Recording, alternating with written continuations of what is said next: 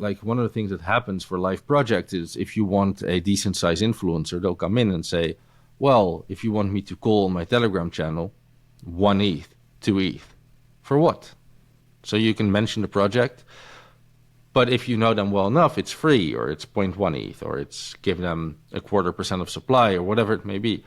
But 2 days ago, I got offered 2 really big influencers, and I'm not going to name them, but I got offered them to me in return for 1% of supply. We were at $92 million market cap. I just looked when I received that message to wrap my head around what was being asked of me. Am I willing to give away almost $1 million in value to an influencer for lifetime support, which means as long as he feels like supporting it? And that is the whole market.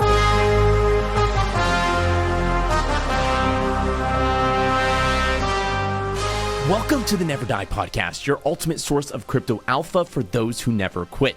Today we have Coco, the man behind the biggest meme coin on Base Toshi. And in this episode, we dive into everything meme coins. You can think of this as a beginner's guide to the world of meme coins. And in this episode, we talk about what are meme coins. How do you find early meme coins? Or like, what are the metrics or the things you look at or the resources you go to identify these meme coins early?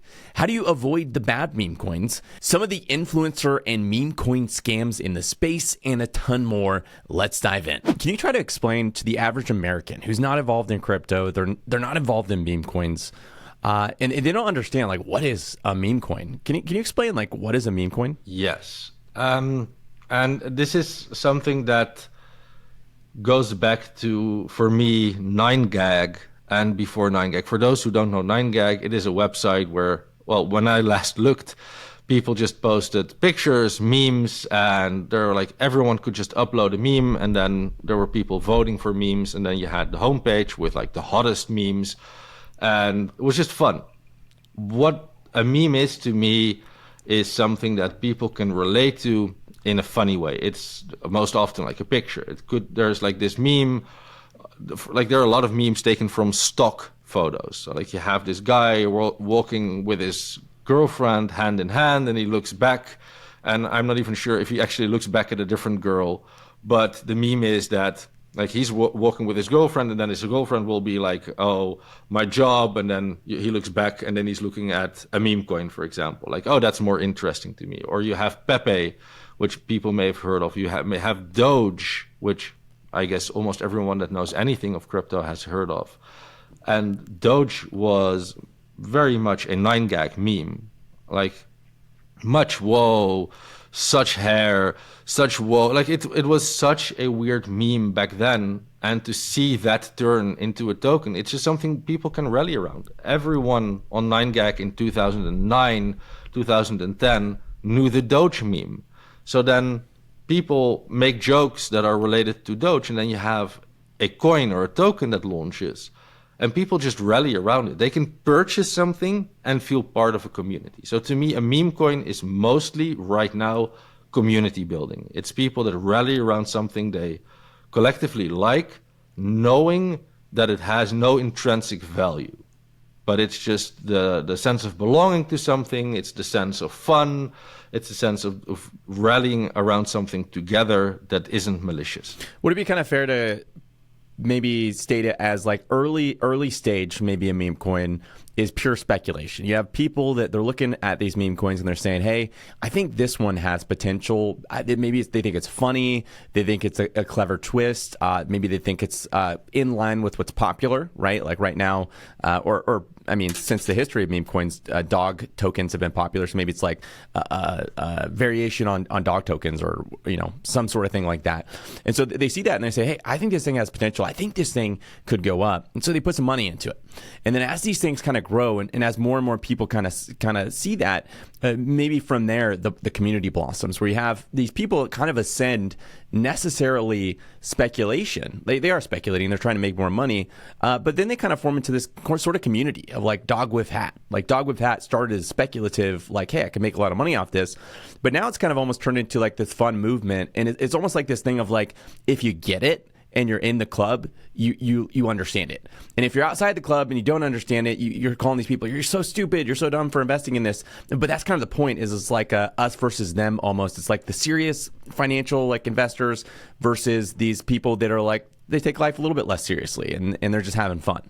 Is that maybe a good way to state it? It definitely is. Every single meme coin launches as pretty much nothing. It's just an attempt at something, and it could be anything, right? So to give you another example, when Elon Musk was the entire hype on Twitter for all tokens that did well in 21 and 22, at some point he bought a dog and called it Floki. Now, one of the biggest memes of 2021 and a still massive token is called Floki, launched as a pure meme, and people rallied around it. And the same thing goes for so many other memes. So yes, it starts as speculation, but you need to build culture. You need people to not just be there for number go up. A lot of people will be in a token for number go up, but at some point you also want people to be there and say like, wait, so Shiba went to 40 billion in 21, and in my eyes, this token has significant potential. Whatever token they're in, whether it's dog with hat, whether it's Toshi, whatever it's anyone or any other token.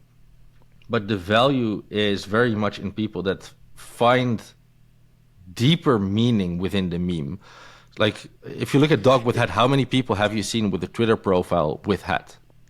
Like, that's what you want. You don't want people to just be in it for the money. You want them to feel part of the community and showcase that on their socials. I was going to say, it's almost like sports teams. So it's like, people are really into sports team. They might be like, hey, I'm a Raiders fan, or hey, I'm a Dallas Cowboys fan, or whatever. And that becomes almost part of their identity, where they're like rooting to see this team succeed and win. They're like, it's like when that team wins, they win.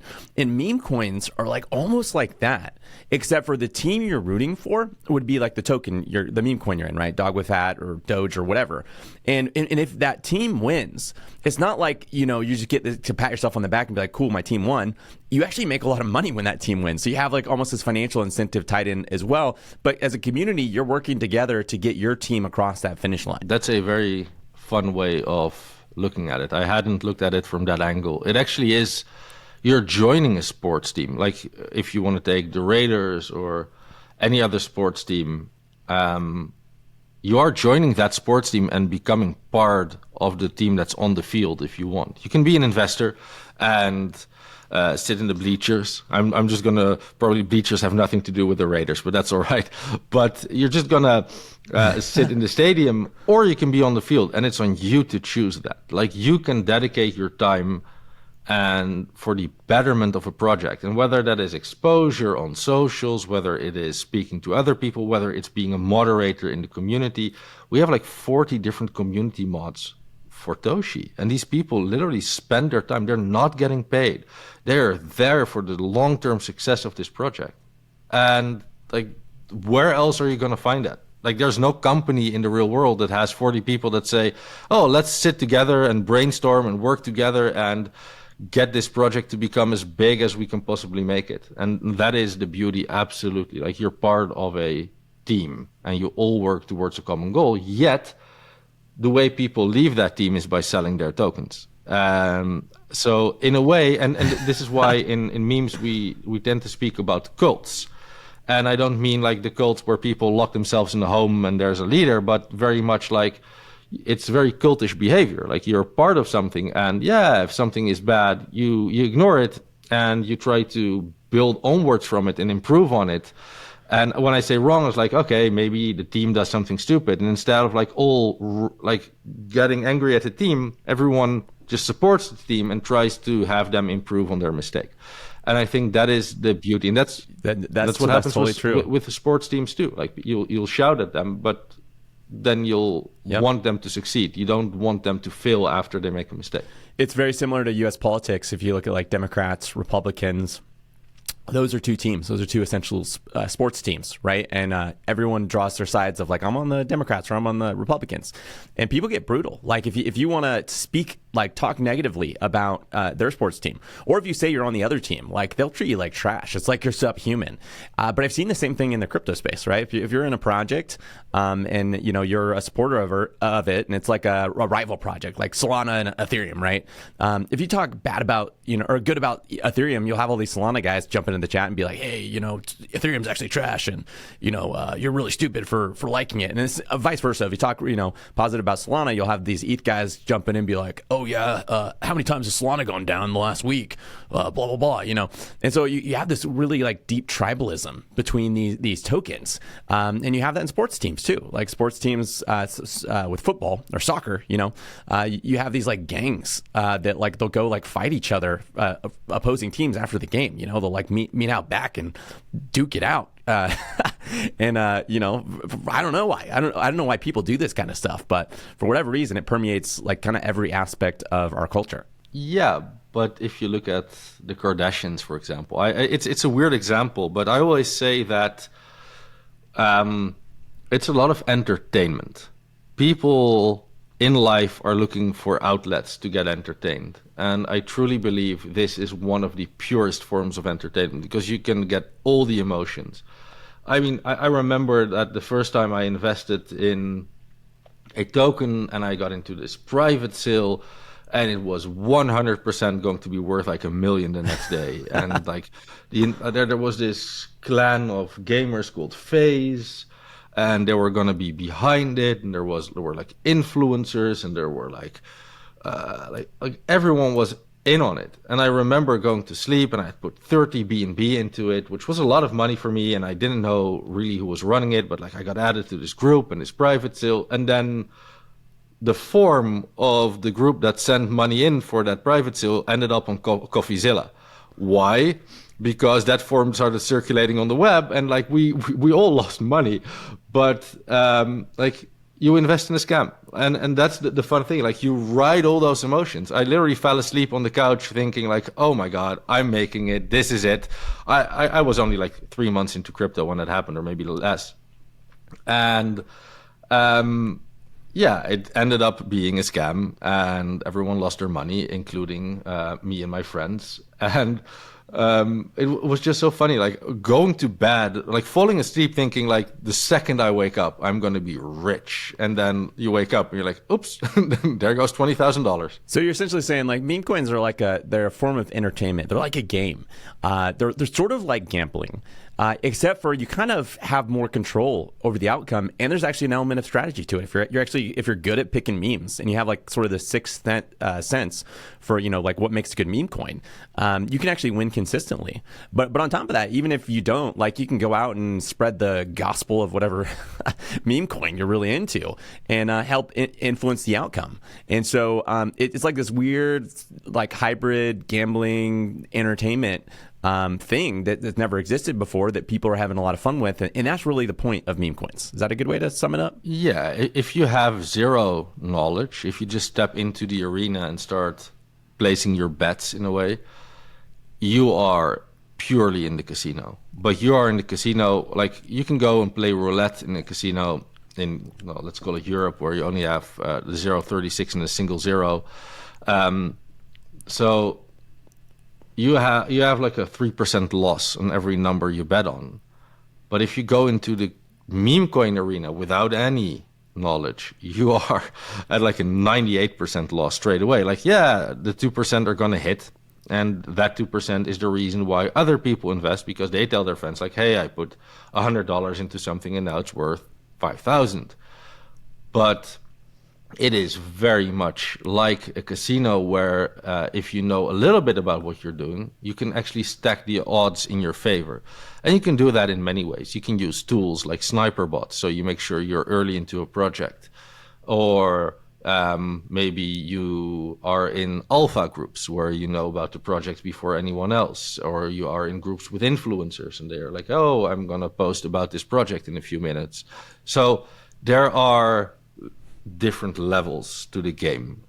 So it's very much the deeper you get into the game, the easier the game becomes. Yet picking the winners isn't it's not science. except for a few people like Ansem have made it look like science. It isn't. I want to get into that in a second, with influencers and the culture behind it, and maybe some of the darker sides of the meme coin space. But I wanted to ask first, what would you say the current meta is in the meme coin space? Like, what's popular? What do you see like really hitting right now, and what do you think is going to be popular kind of going forward in this cycle? I think last cycle was all about dogs, and then in October, November of 21, it was anime dogs. A guy from one of my private groups launched a project that ran to like 800 mil market cap and on a 10% tax both ways, which was incredible. And it made no sense. But the market is maturing, and especially through the bear, a lot of people realize like, it is what it is. So the meta to me has shifted a bit to cats. And I think Toshi pretty much took the lead there. And you've seen cats pop up on various chains. I think other animals. So Pepe is was on Meta and is again on Meta. So it's not as easy. It's a very fluid situation. Like what is in today could not be in tomorrow. And to give you an example, Elon Musk could tweet today, I really love crocodiles on the blockchain. And then 3 seconds later, there will be a few hundred tokens that deploy called crocodile on the blockchain. And one of them will go to 100 million market cap. And that is just the sad but also fun truth, right? Because we don't dislike it. We like it. Like I have friends that see a tweet like that and they will just buy 50 tokens in a row. They know they're going to get rugged on 45 of them. On 4, they're going to lose money. But if they get lucky and buy the one that runs, they're going to make up for their losses on the other 49 immensely. Like they're going to make 100x on their general investment still. So, the meta is something that shifts, but today, very much it's chain mascots, it's other animals. I don't think it is as much dogs anymore. And I think that's a good thing. Like, you don't want to keep 4 years of the same thing consistently. And it makes sense, right, for other animals to do well if dogs were the past run. But well, let me really quick try to break this down. So the reason dogs started, so you had Doge. That was like the first meme coin. It was created as like, oh, we can launch anything in the blockchain. Let's launch a really stupid meme on the blockchain. And it was literally just for fun. Nobody was technically trying to get rich. It was just a fun, silly idea. And I think the original guy that created it sold all of his Doge like really early on for like a beat up Honda Civic or something like that. I mean, you're talking like tens of millions of dollars. I don't know how much money it would have turned out to be, but anyway, he sells that. Later on, Doge like ends up getting some hype. Elon Musk kind of gets in there somewhere and kind of starts talking about it a bunch. Doge takes off. It becomes this mega overnight success, hitting $80 billion market cap. People are losing their mind. They're doing SNL skits and all kinds of stuff. And then from that, people are looking at that and they're saying, wow, this has been really successful. We're going to essentially try to fork it, or we're going to try to copy that success.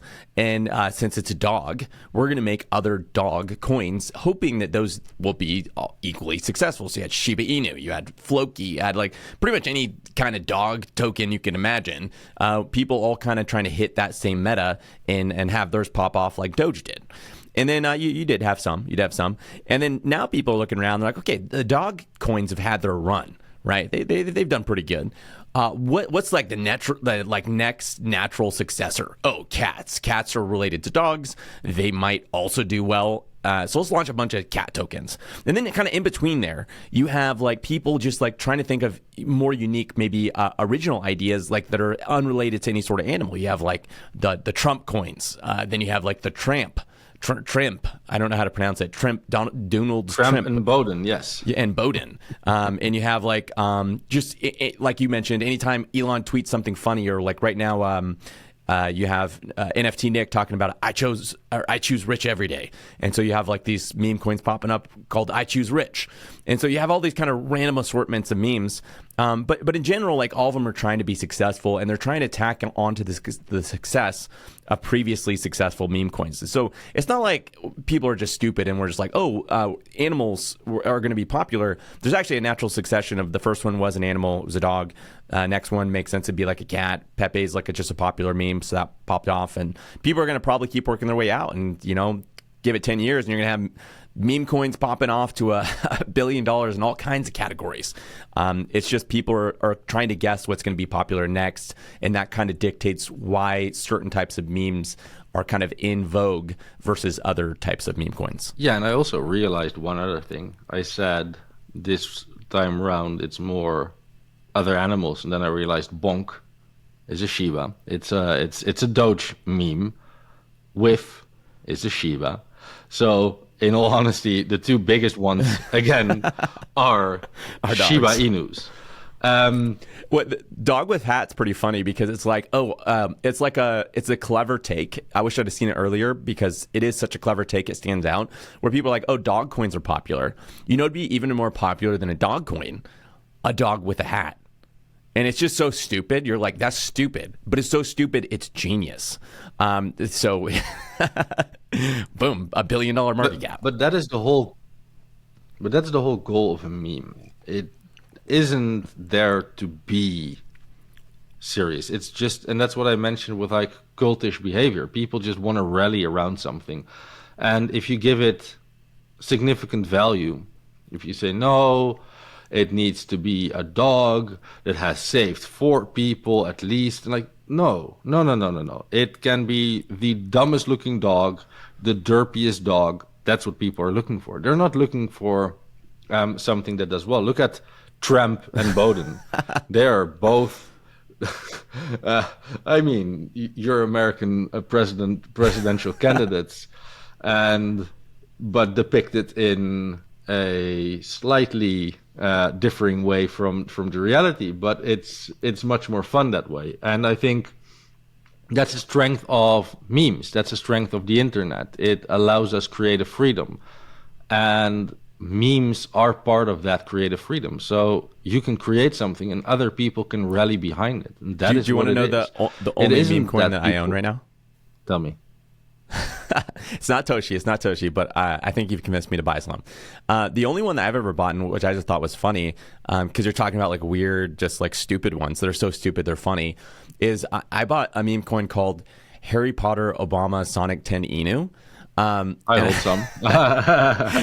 And the ticker for it is Bitcoin. Yes. So it's called Harry Potter Obama Sonic 10 Inu, but the ticker for it is literally Bitcoin spelled out. And I just thought it was literally so incredibly stupid that it was genuinely really funny. And I only bought it because I thought it was funny. Like I was like, I didn't think it was going to go up or I mean, it has gone up. But I bought it because it's funny. And it was like a joke. I was like, here's a really stupid thing to spend some money on and own and kind of be part of this tribe. Yeah, but their slogan is even better.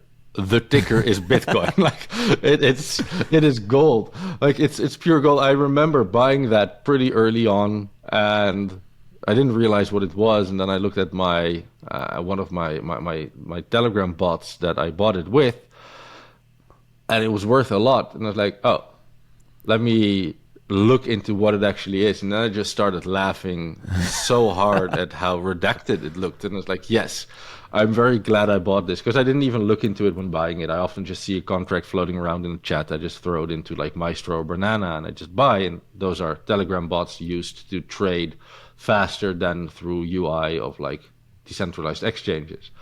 And yes, it's an absolutely glorious meme. It is funny. It is well done. It's well thought of. And it has changed a lot of lives, and that's the thing I like most about memes. There is something that has no value, turns into something of value, and kind of like you mentioned earlier, there's a lot of culture to it, because like for that one specifically, they tag themselves as the people's Bitcoin, and their whole entire goal, for one, their website's hilarious. If you ever go to their website, it is like the most degenerate, like nonsense website I've ever seen in my life.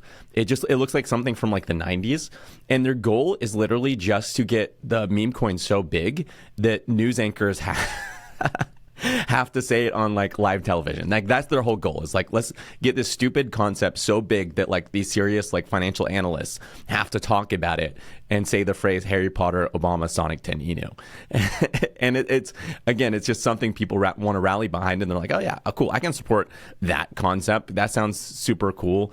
Let's maybe put a little bit more fun or like a little bit more chaos into the world, and let's see how big we can get this thing.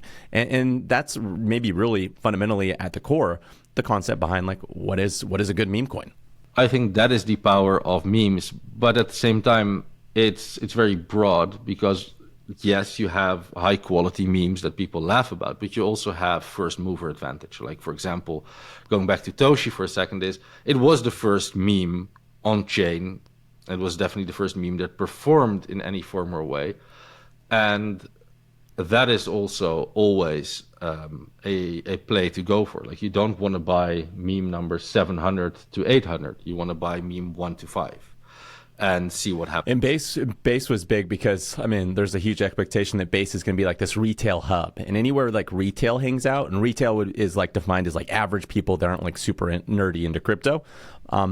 That's where you're going to see a lot of meme coin buying. And so it's like Solana right now, you have a lot of retail over there. Like most meme coins right now are popping off on Solana. And there's this expectation that we're going to see that same thing on Base because so much of the amount of users on Coinbase is huge. And they're funneling all those users onto Base. And so it's like, we haven't even seen the start of the meme coin just rally that we're going to see on Base, in my opinion. I think we're going to see so many more successful meme coins pop off Base. I was going to ask you, though, since you're more involved in the space, what would you like walk me through how you try to find successful meme coins and the strategies you think are best to identify these things early? Holder distribution is something that is very important. If you see a meme, so there are a lot of, let me start somewhere else. There are a lot of tools out there that can show you whether the token is a honeypot, whether it's a scam, most likely. But there are also tools that will show you how many of the early buyers have sold, for example. If there's a token that has 70% of the early buyers selling, then it's most likely team and friends and family that have bought in early, that were the first 100 buys, for example, that are just offloading on the people that come next. Whereas if I had to launch a meme today, and I would be part of those first 100 wallets, I would never sell. Like, I'm not going to buy for a penny and then wait for chart to go up and dump on someone's head. And I think there's so many different things you can look at, but mostly I look at where does it come from? Who does it come from? Because you said we may speak about the darker side of memes, and I don't want to speak bad about the space, but there are quite a few groups that launch anywhere between 100 and 500 tokens a year, and they rug a lot of them to fund the ones that do well. So those charts go up and they have a chance of going very high so they can make a huge exit. And that is something I personally don't like. I also try not to partake in, so I look where certain memes come from. Where do I get my information from? Does it come from a group that says, this is going to be great, and then I see the same familiar faces mentioning it? I may ignore it, but at the same time, do I see the same familiar faces mentioning it that I trust to be genuine and honest? I'll buy. So it's a very broad mix of things. It's who shares it, what's the market cap they share it at, what does the chart look like? Is there a God candle in the beginning, and then did they put a 40% tax on it at launch, and that they just farm a few hundred ETH or tens of ETH that they're just gonna pocket, or did this launch in a fairly genuine way? And is it fair to all? And I think that is very important, because there are quite a few memes that do well that have very bad holder distribution that are just going to be exit liquidity for a very small group of insiders. And let's real quick start at the beginning. So maybe do you go on something like Deck Screener or like one of those sites? Is that like where you first look, or are you looking specifically on social media? Telegram, 100% Telegram. Telegram. I don't. Oh yeah, I don't. I mean, I have a Twitter, and I'll post on it.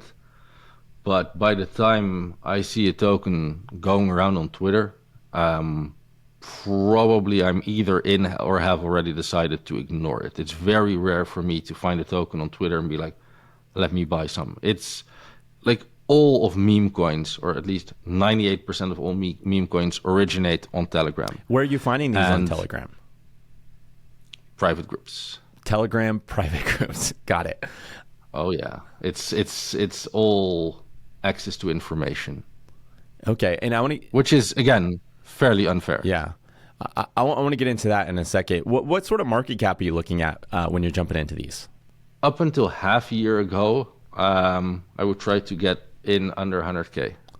Otherwise, I would genuinely start to disregard, because not much would hit $1 million market cap, and you don't want to get in at 300K buying the top. And if I would buy in, I genuinely would only buy like maybe half an ETH. Whereas if I could get in at $20,000 market cap and I thought it had potential, I may just go in with 5 different wallets and try and buy 1% per wallet. So it's very much my personal strategy was very much like, can I acquire quite a lot and de-risk really early on, versus let me take a high risk and hope this is it. So I've bought small supply in a few really big mooners, but I've also had a lot of supply in project that did really well.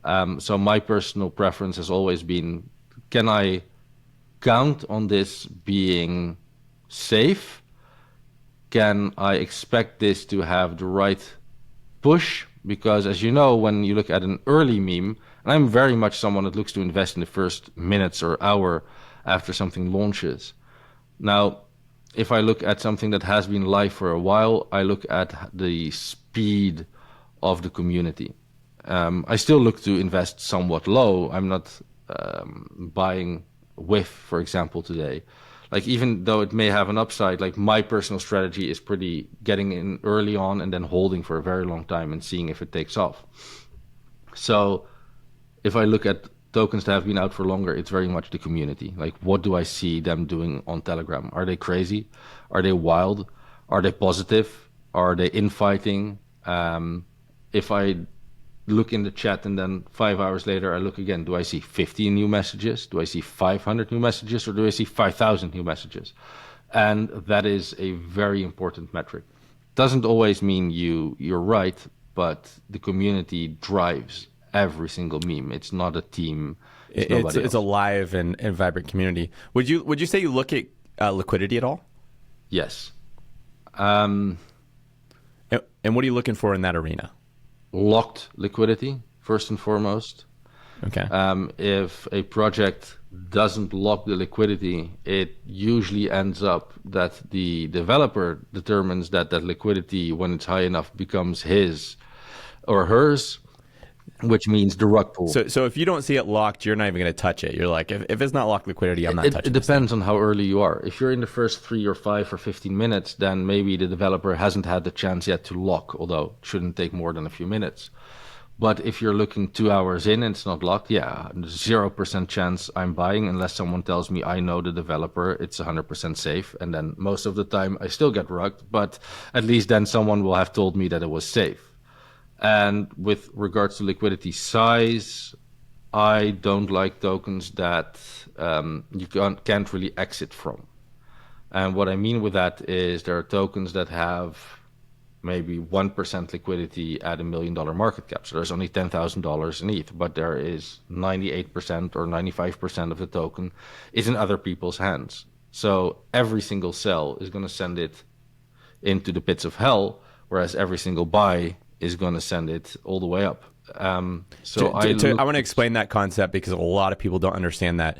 If you have low liquidity, so what he's saying is, like, imagine $1 million token, but the liquidity is $10,000. That $10,000 is what you can get money from, essentially. Think about that as like when you go to cash out, there's $10,000 worth of money to cash out from. So you might have $500,000 in that token on paper, but you really don't, because there's only $10,000 in the pot to be able to pull from.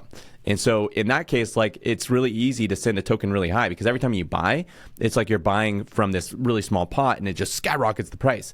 But again, every time you sell, it's gonna crash the price, and it doesn't take a lot of selling to crash it. Correct. And to add to that as well is the volatility is fun, but it also means that the higher a token goes price-wise, the thinner the liquidity gets.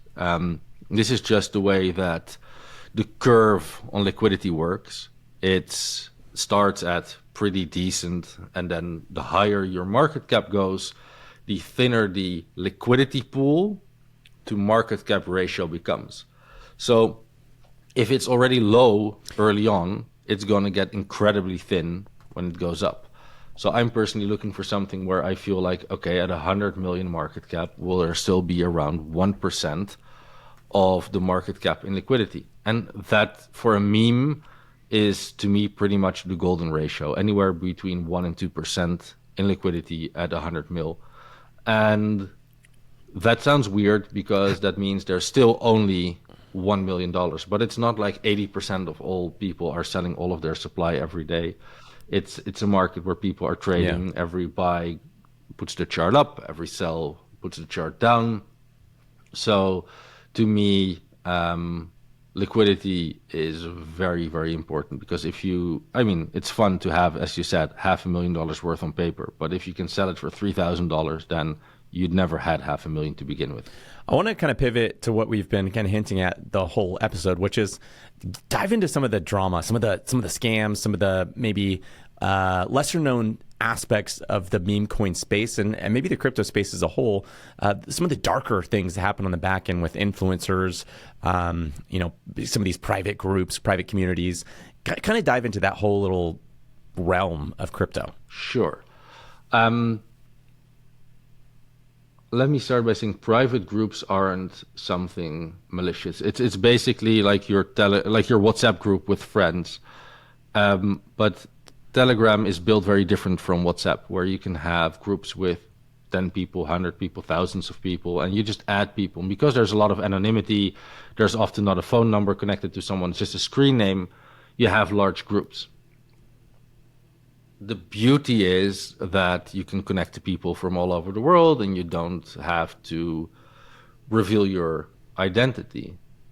Now, what also happens, and that's the darker side that you refer to, is there are groups of people that launch a lot of tokens that work together very closely with influencers, or they are influencers, especially the righteous influencers on Twitter that will tell you, oh, don't buy this token because it's launched by another scammer. Most often, the ones that will tell you that are telling you that so you can buy their scam token. It is sadly what it is. Often they're partially good, but they're also partially very greedy, looking to make money in immoral ways. And I'll be honest, I've been in plenty of tokens where I was like, I'm such a clear insider to this token. I'm buying this before anyone else has an opportunity to. But that is also just the market. But I don't want to buy into a token if I feel like I'm buying into it with a group of people that are looking to either rug the liquidity or dump it on other people's heads. I always want a project to do well. Otherwise, I see no reason in buying, because to me, I feel like there's enough money to be made in this world to add value to other people's life instead of extracting it from their life. So what you're saying is that there's almost two kind of groups. There's like one group's like an alpha group maybe, where they're like, hey, we're a bunch of friends, we're looking for good tokens. I think a ton of people have these kind of groups, and they're like, what are some good tokens to jump into? And everyone's like, ooh, this is a great one I found. Oh, this is a great one I found. And these are people maybe that are like more skilled at this. They like have a good eye for these things, and those are like maybe the good private groups on Telegram. And maybe on the darker side, you have some of these people that like consistently pump and dump, like maybe they're creators, influencers, and what'll happen is like, hey, which coin we're going to pump this week? Oh, we're picking this coin. We're going to all promote this coin across all of our mediums. We're going to make a ton of money. Then we're going to sell, and then leave everyone holding the mag. Those would be the dark groups that you're talking about. Is that a good way to phrase those two things? Yeah. So hunters, people that look for fun projects, good projects where there is a good entry or something, those are what I would call alpha groups. The groups that you mentioned, to like the pump and dump groups, are often they don't look for live tokens, let me tell you that. They're not looking for a token that's already out there. I will get to influencers also in a bit, but they launch a token with 5, 10, 20, 30, 40 people in a group, and then they try to buy up 80 or 90% of supply together before they even go out into the world and share that token, because often out of that group, 20 to 80% of them have some form of influence, whether it's through private groups, whether it's on social media, call channels on Telegram. They all have, most often they have a form of influence. And they buy it up together, and then they start shilling it together, meaning it's an unfair playing field. It's not a level playing field. Anyone else that comes in is their exit liquidity. Now, that doesn't mean that all these tokens do badly, which is funny, because some of these tokens have been launched in a malicious way, but the community just takes over. But yeah, it is very sadly also true that there are just groups of people, and I'm probably going to get some flack for saying this from people I'm in groups with, but there are groups of people that will launch a token, and they'll launch another one, another one, and another one, and they just move on from every token every single day until one catches a bit of fire. Now, you would think that's when they start working on the token. Correct. They start working on the token by launching another few hundred tokens after, rugging those, taking money from people in those by like buying early, dumping on their heads, and then funneling that money into the other project where they also hold 80% of supply, but that is doing well, where they think if we can pump this high enough, this will start leading a life of its own. It maybe goes to 50 million, 20 million, 100 million, a billion, and then we can exit for a lot of money because there isn't a lot of sell pressure from the community side because we own 80, 90% of supply together. So that is sadly what happens a lot. So you're talking about like essentially manufactured hype. It's like a very conscious decision by these developers slash sort of influence, this is people that have some sort of influence, where they're taking like all the popular metas with the meme coin game. They're launching tokens in all those metas. And then they're promoting those things. They're distributing them. Maybe sometimes they're just people who post them in private influential groups, pass them along to the right people. Those things get traction. And then, you know, ones that do really, really good, they will hold on to and they'll say, hey, we're going to build this up so we can make even more money. But the ones that do kind of just average, they're just pushing them up, pumping them. They're dumping on the people that get in. It's kind of like a way of fleecing. Like you sell it to somebody at 1 cent. They buy it, it goes up to, you know, 2 cents, 5 cents, whatever. Then you sell, taking their money, and then they're left with less money than they started with. And so, and they just repeatedly do this over and over and over and over again so that they can make money. And, you know, even the projects that kind of turn out well, they're only pushing those up further so they can make even more money. And that's a lot different than maybe some of these organic communities who say, hey, we're going to launch a meme coin. Hopefully it's, you know, does well. We're going to promote it. But like, you know, they're just going out there and they genuinely just want this thing to do well. And so kind of like what you talked about with Toshi, where you guys started at $1 million market cap. And you continue to push it and promote it and do your best to get this thing to be successful. It's now at 100 million, but you're not stopping here. You're like, hey, we want to push this thing as much as we can because we want to succeed together as a community. That's a very different, more community minded. Like, hey, we want to all succeed together. Versus, you know, the other one is very much an insiders club where it's saying, hey, we're going to repeatedly succeed ourselves, but it's through manufacturing hype and kind of false promises. Yeah. And that's also why usually community takeover projects are the best, because there is no group of people that are holding supply that are malicious. It's just a group of people that want the best for the project, that get in at a way too late stage for them to start acquiring 80% of supply. So community takeover projects are often the most genuine and the easiest to trust. Now, I don't want to say at all that influencers being on a project is bad. It is an attention economy, right? So to give you, like, one of the things that I pride ourselves on Toshi is we haven't done any paid marketing. It's been 7 months and we haven't retained marketing yet. it's about to change, but that's a different story because we want to move to, let's say, a different stage where we are going to need marketing to get there. But we, like, one of the things that happens for live projects is if you want a decent size influencer, they'll come in and say, well, if you want me to call on my Telegram channel, 1 ETH, 2 ETH. For what? So you can mention the project, but if you know them well enough, it's free, or it's 0.1 ETH, or it's give them 0.25% of supply, or whatever it may be. But 2 days ago, I got offered 2 really big influencers, and I'm not going to name them, but I got offered them to me in return for 1% of supply. We were at $92 million market cap. I just looked when I received that message to wrap my head around what was being asked of me. Am I willing to give away almost $1 million in value to an influencer for lifetime support, which means as long as he feels like supporting it? And that is the whole market. It's incredible. Whereas I have friends that run agencies that do marketing, and they can get you 100 influencers as well, but you pay a fair price, and you know what you like. There's an exchange of value. You're looking to promote your token, but there's always an exchange, right? Like whether you are asking a famous football player to promote your deodorant or your car brand, there's always an exchange of value. So that is fine. But when you see a very slimy group of people promoting a token sub 100K market cap or under $1 million, and they promote it very hard as long as the price go up, and they suddenly stop promoting it the second the price goes down, you just know you've been fleeced, because that exactly is what those pump and dump groups do. Doesn't mean that all of those influencers were involved. Some of them maybe just saw someone else posting, bought, and joined the hype train. And what is good to mention though is there are a lot of wallet trackers. And I think this is very, very important to mention. I have friends that track good wallets. They know wallets that they like. They put them in their Telegram bots, and they say, if this wallet buys anything, give me a ping. Now, let's say you have 100 wallets in there, and suddenly 10 of those wallets start buying the same thing. You better start buying that.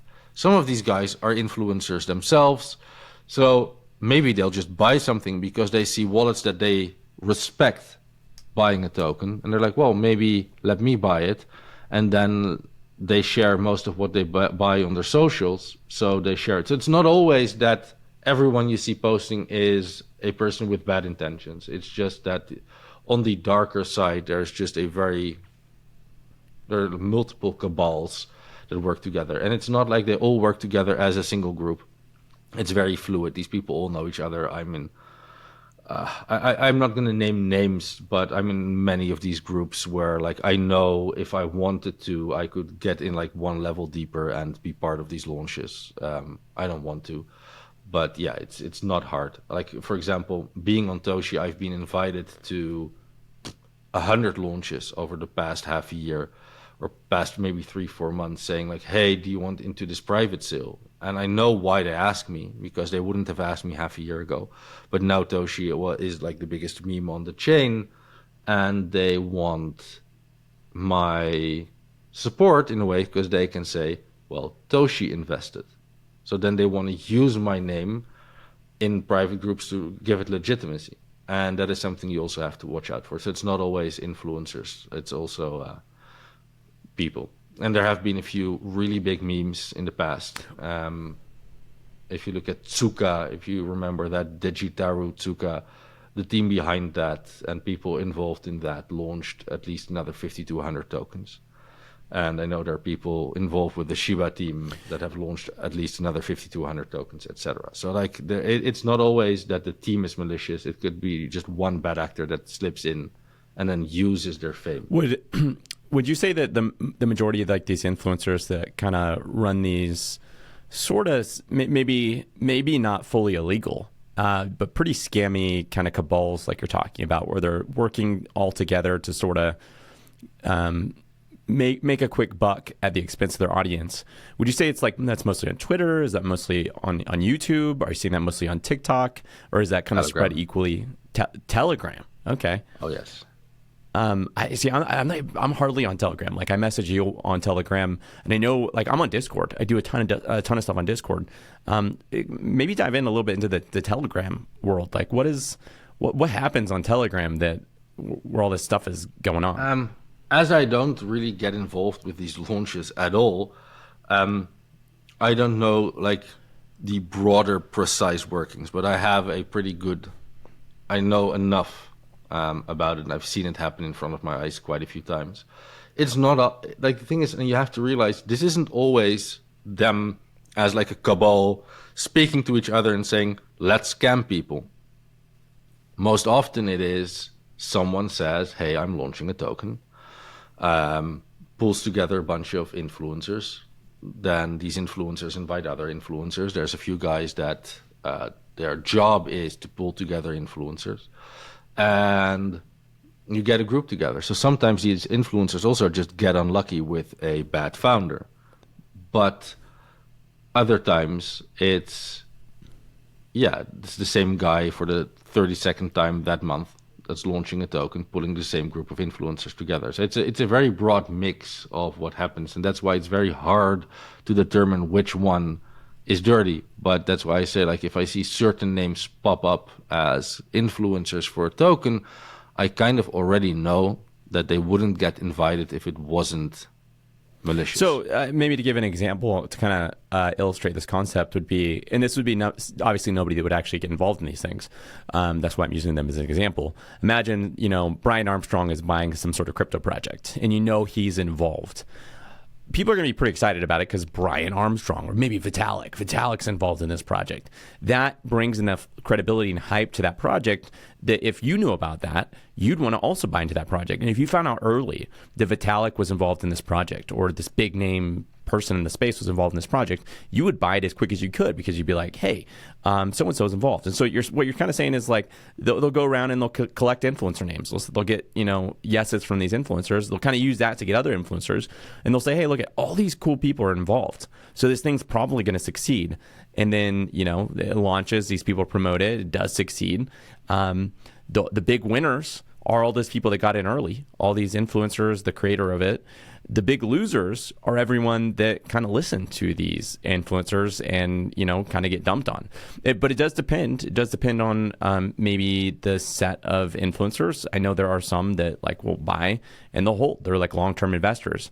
What we're talking about that's maybe the darker side is these ones that specifically get in early based off of some sort of like early alpha like that, promote, and then they sell. And that is when that is the kind of questionable scammy behavior, because if you're getting in early, you're promoting and selling over and over again, you are doing something that I think most would consider pretty unethical. Yeah. And the thing here is it's very hard to determine a lot of these things. And the reason for that is you could have a token launch and you reach out to a KOL that you follow. Let's say that you want to launch a token. You see a KOL that you follow on Telegram. You reach out like, hey, do you want to support? Not knowing that this person is often involved with scammy memes or scammy launches. And yeah, real quick, can you define KOL? Sorry, influencer. KOL, key opinion leader, but yeah, it's that's what we call influencers. It's a friendlier name, I guess. But let's say as a person you want to launch a token and now you reach out to this one guy you follow on Twitter or on Telegram and you're like, hey, I'm going to launch my first ever token and I would love your support. Do you know some other influencers? If you get unlucky and you reach out to the wrong person, they're going to bring all their other friends. They'll pump it and dump it on your head and you'll be left looking like Dr. Evil. Whereas it's also possible that you are a legitimate project and you need influencers for exposure and you get someone that helps you find the right influencers, but they bring a lot of the wrong influencers. So it's not always malicious from the project founder side. It's not often malicious from half of the influencer side. I remember I would have to look, I guess, around a year ago, I helped friends of mine wanted to launch a token called Borat. And they were going to build like a Twitter bot that was going to speak like Borat. They were going to hire voice actors that were going to run spaces and Telegram voice chats that were professional like Borat voice actors. And I helped them pull together quite a group of people that I know have like some form of influence, whether it is on their socials or they know the right people. And we shared the contract address to like, I don't know, 40 people at once. And I didn't realize that these people took my word quite seriously. So it shot up from, I don't know, 100K market cap to like 4 million in the same second. And they pulled together people, someone else apparently pulled together people, and I pulled together people to help them. And I thought, this is going to be a real fun project, and I'm going to support these guys. I've known them for a long time, and I know they have nothing malicious that they're going to do. Well, in the end, I lost money. I refunded some friends that lost money on the project, and I lost quite a bit. While it wasn't my project, I was just helping a few people. They themselves lost around $50,000. So sometimes a project does really bad where the intentions are good. So that's why I'm saying, like, it is such a broad range that it's very hard to determine what are the scams. But what I will say is, if you know someone has ever hard-rugged a project, so they've launched it and they don't pull the liquidity, and then they don't lock the liquidity, and then they pull the liquidity, and then they pull it. That is when you know you're dealing with an actual scammer. And at that point, it's most useful to refrain from touching anything they do. And also a good way of looking at influencers is if they consistently mention tokens very early on, and those tokens often turn out to be a scam, it is good to start assuming that they're behind it or are getting paid for these scams.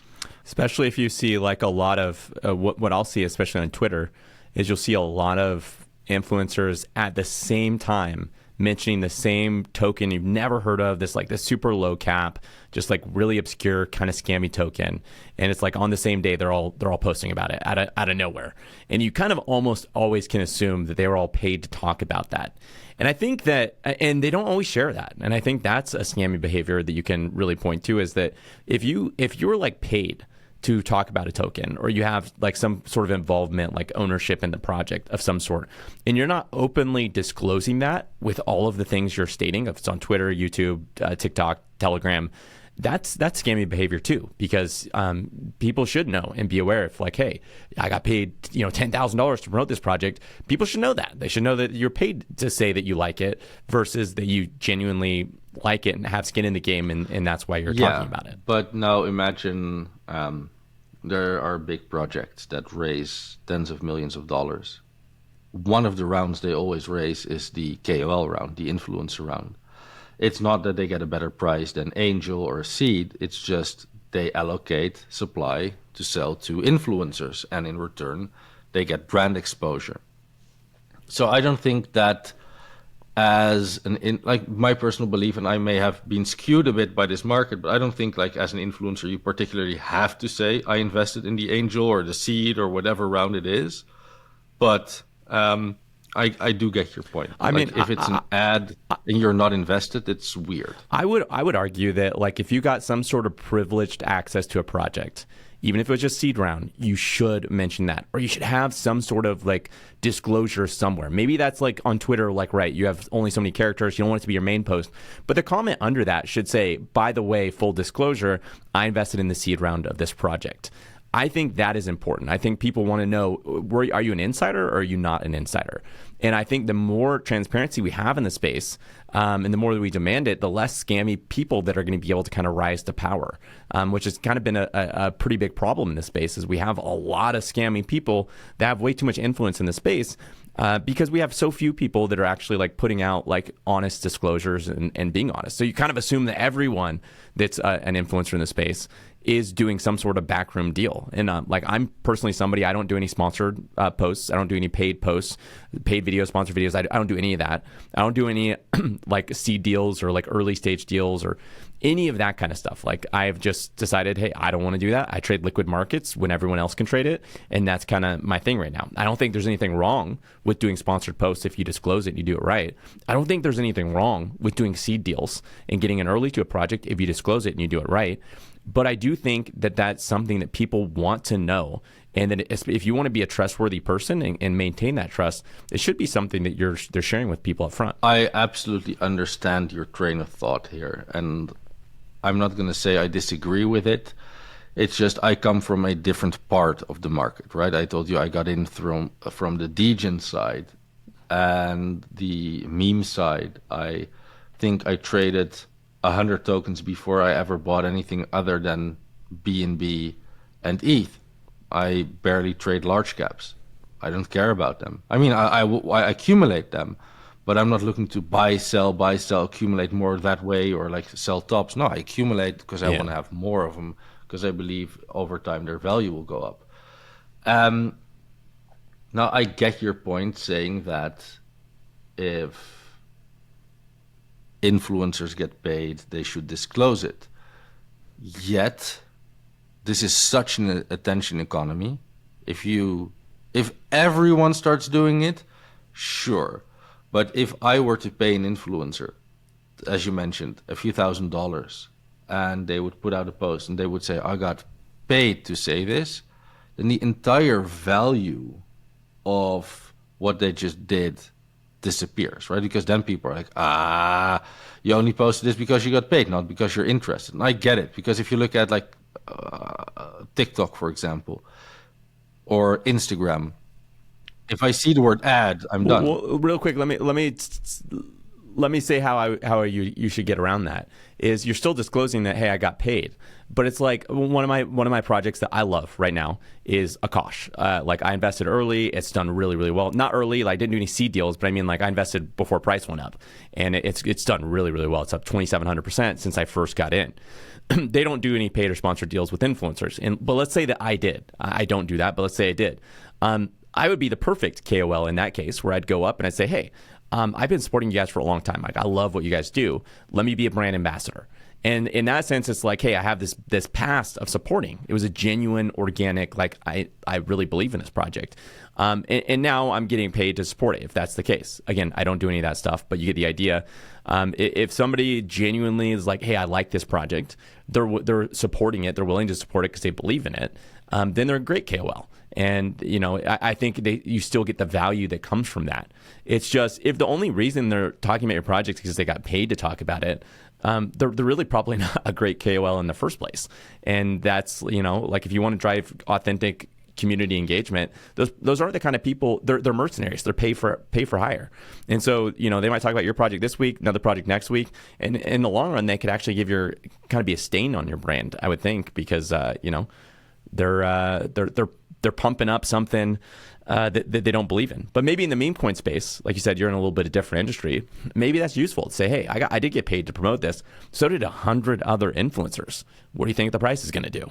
Boom, there's some value from that one. But you're at least being upfront and honest about it, and people know that the game they're getting into. I get your point, but the one thing that I'll say that is where I have a strong different opinion is let's say you are just a not super connected person and you want to launch a meme token yourself. You're going to pull together a group of people that you want in on that token. Now, maybe one of those people DMs an influencer and says like, hey, a buddy of mine wants to try and launch a token. Could be fun for you to buy this. At that point in your story, they would kind of have to disclose like, hey, I got early access to this token, like at like $10,000 market cap, and that's why I bought it. But at the same time, it could also just be a group of very well connected people that have 100 KOLs in the group, and they all get early access and get whitelisted to buy the token. So there's so many different things for me. It's on such a broad range that I don't feel comfortable saying that anyone that gets early access to something should disclose it, because there's also just value in what they do. If you are a big name influencer like yourself, I know you don't do any of these deals, but if you're a big name influencer and you get access to a certain deal, then you get access to that deal because of the value you bring and the potential value you bring. So at that point, I mean, I understand the idea that everyone at the end of the day, on some level, is trying to pump their own bags. And what I mean by that is typically if anyone's talking about a project, they own that. But that's just common sense. Like the things that you really like, you should own. And I would almost be more mistrustful of somebody that's like, oh, I love this project. Solana's the best. And they don't own any Solana. That doesn't make any sense. Like, like that's nonsense, right? You want somebody who's talking and passionate about a project to own it. And I get that aspect. And I can see maybe you found out about a project early because you had a friend say, hey, there's this cool project coming out. It's amazing. I know the team. You should jump in this project. And you jump in. Maybe that's not like something that you're not working with the team. You didn't get paid by the team. You didn't get an early allocation. That's not really like in the, hey, I need to disclose this thing because there's no, you could, there's no special thing you got there. But what I'm saying is when you're getting an early access to like buy the project before the public can, you're getting an early allocation of the project before the public can do that. You're getting some sort of special VIP treatment that allows you an early edge over everyone else.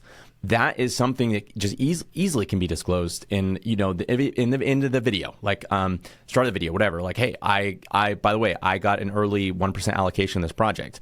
By the way, I got to buy before this project launched. I did that because I think this is a great project. I wanted to be a part of it. On the other side of that, I took a risk. Like, what if this project flopped? What if it failed when it launched? I would have been on the hook for that. So I didn't know what the public was going to think. But at least just explaining and being transparent about like, hey, I got this early access opportunity, so that people know. And I think honestly, that's a plus. Nobody does that in the space. So when you do it, when you go out of your way and do it, everyone's like, oh, I trust this person. They're at least honest and upfront about the kind of things they're getting. And, maybe that gives them more trust to say, hey, I want to jump in this because they seem like an honest and trustworthy person. Versus a lot of these influencers I see, they don't disclose those things. They promote them. And then they're, like you mentioned earlier, they're on to the next thing next week. Like they have pretty short careers in the crypto influencer or next space. hour. Yes. Or next hour. Yeah. Next week is pretty lengthy. No, but I absolutely understand your point, and disclosing it would be good. I'm just saying I wouldn't consider someone scammy if they don't disclose it. That's more of like, it's like I would love it if people did that more, if there was more transparency. But I also will say, if we're talking about memes, we are talking about, as I mentioned, the casino, right? It is like you don't want, like, okay, have you ever? I don't know if you ever gamble. You don't want to go to roulette and then the dealer, like the dealer, whoever, like the guy that spins the ball, the woman that spins the ball says, you're about to lose 3% on your bet. Like, you don't want that disclaimer. You don't want that disclosure. You want to be like, oh yeah, I'm about to hit my number and I'm going to get rich, and then I'm going to hit it again and again and again. And I'm going to take all my friends out for a party. Like, that's what you're going for. So somehow... So what you're saying is you want to kind of maintain, in your view, in the meme coin culture, you want it to be less suits and ties and buttoned up, and there's a certain Wild West, risky, dangerous... there is some scoundrels, there is some crooks, there's some outlaws in this space, and that's the way that space is, and that's kind of how people like it, and that's kind of maybe your point with what you're saying. 100%. Like there's even a beautiful phrase: "Scams run the hardest," or "Scams pump the hardest." It is like I've seen projects that were such clear scams, and so much money went into it, and it's like, why? I don't get it, but it happens. And I don't mean scams as in they're going to be hard rug pulls, but more like, oh, it's so clear this isn't what they portray it to be. There's vaporware, there isn't actual technology behind it. It's impossible what they're saying. But then once in a while, you stumble on a project at $100,000 market cap that says they are building something incredible, and now they're sitting at $200 million market cap, and they really built something. And because of that trade-off, of that gamble, like, ooh, could this be something? The mystery, the lack of information is what drives people to memes. Going full transparent would kill the entire market. Or at least it would take away 90% of the excitement. I think to sum up, maybe even a clearer picture of why people like this isn't maybe necessarily the details of the fact that you can get scammed. It's that the alternative is this hugely regulated system like what we have with the stock market, where it's legally an insiders trading club where like you have to be wealthy to be on these, seed deals and venture capital boards or whatever. And like, genuinely legalize like, hey, insider trading in a sense that like all these certain people that are really wealthy get early access to all those opportunities. And as the public, the only time you get access to these traditional stock market opportunities is when it IPOs. So like it's like cool, you get to buy all these rich guys' bags after they've made millions and millions of dollars, and you could buy their bags from them on the open market. And in crypto, we've kind of been doing the same thing where we used to have ICOs. Then it's like, oh, that's illegal. You can't do that. You can't have early equal access for everyone. Instead, we're going to have venture capital come in. They're going to buy it all up, and this token's going to launch at $1 billion market cap, and that's when you can get in. And it's like, we hate that. I think everyone hates that. We're like, we'd rather have a little more risk, a little bit more like, hey, I can get scammed, I can get rugged, I can get screwed over. But at the same time, I could also make a fortune because I'm getting the same equal opportunity as everyone else gets.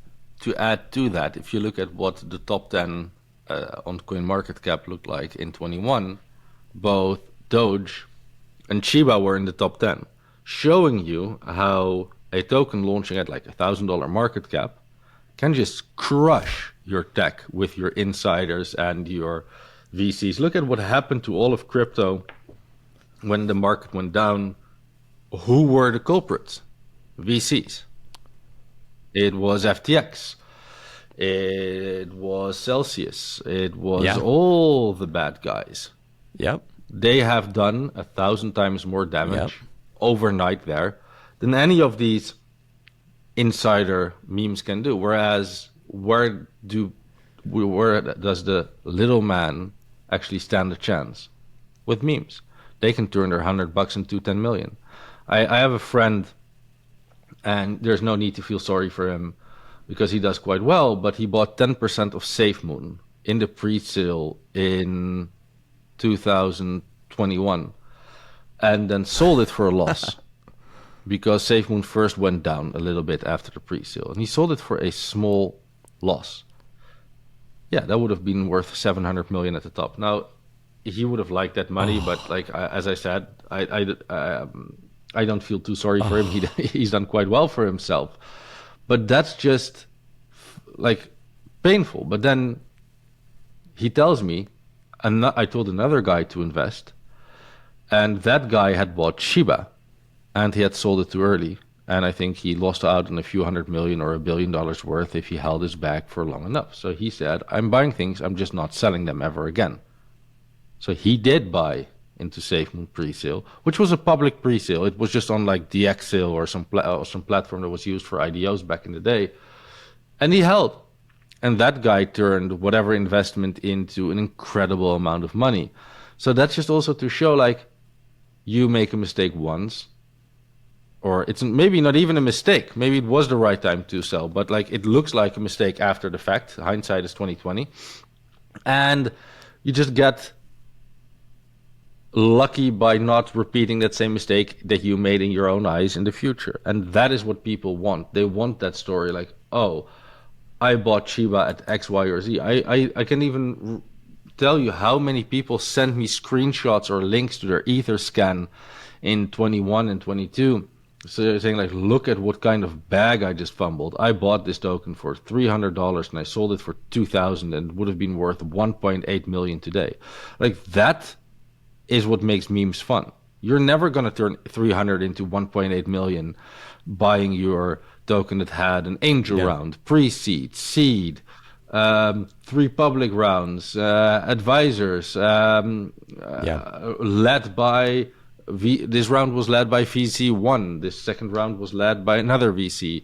Anderson Horowitz invested 20 million. Like, I get it, but if you're lucky with those tokens, there's a 50x, and like that is a massive upside.